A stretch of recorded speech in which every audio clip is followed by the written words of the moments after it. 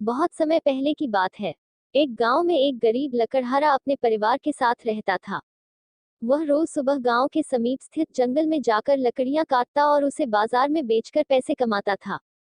इस तरह उसकी और उसके परिवार की गुजर बसर चल रही थी। एक दिन वह जंगल में नदी किनारे लगे एक पेड़ की लकड़ियां काट रहा था। अचानक उसकी कुल्हाड़ी उसके हाथ से छूटकर नदी में जा गिरी। नदी गहरी थी, जिसमें उतरकर कुल्हाड़ी निकाल पाना लकड़हारे के लिए संभव नहीं था। लकड़हारे के पास एक ही कुल्हाड़ी थी। उस कुल्हाड़ी के नदी में गिर जाने से वह परेशान हो गया।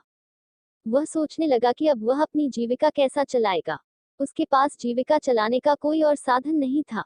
वह दुखी होकर नदी किनारे खड़ा हो गया और भगवान से प्रार्थना करने लगा, भगवान, मेरी कुल्हाड़ी मुझे वापस दिला दीजिए।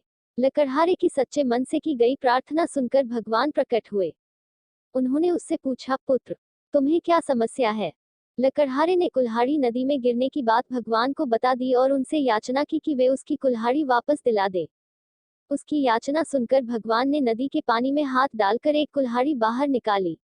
वह कुल्हाड़ी चांदी की थी। भगवान ने लकड़हारे से पूछा, पुत्र, क्या ये तुम्हारी कुल्हाड़ी है? लकड़हारा बोला, नहीं भगवान, ये मेरी कुल्हाड़ी नहीं है। भगवान ने पुनः अपना हाथ पानी में डाला। इस बार उन्होंने जो कुल्हाड़ी निकाली वो सोने की थी। उन्होंने लकड़हारे से पूछा, पुत्र, क्या ये तुम्हारी कुल्हाड़ी है? लकड़हारा बोला, नहीं भगवान, ये मेरी कुल्हाड़ी नहीं है। पूर्ण विराम। भगवान बोले, इसे अच्छी तरह से देख लो। ये सोने की कुल्हाड़ी है। क्या वास्तव में ये तुम्हारी नहीं है? नहीं भगवान, लकड़हारा बोला, सोने की इस कुल्हाड़ी से लकड़ियां नहीं कटती। ये मेरे किसी काम की नहीं है। मेरी कुल्हाड़ी तो लोहे की है। पूर्ण विराम। इस बार कुल्हाड़ी देख लकड़हारा प्रसन्न हो गया और बोला, भगवान, यही मेरी कुल्हाड़ी है। आपका बहुत बहुत धन्यवाद। भगवान लकड़हारे की ईमानदारी देख बहुत प्रसन्न हुए और बोले, पुत्र, मैं तुम्हारी ईमानदारी से बहुत अत्यंत प्रसन्न हूँ। इसलिए तुम्हें लोहे की कुल्हाड़ी के साथ साथ सोने और चांदी की कुल्हाड़ी भी देता हूँ।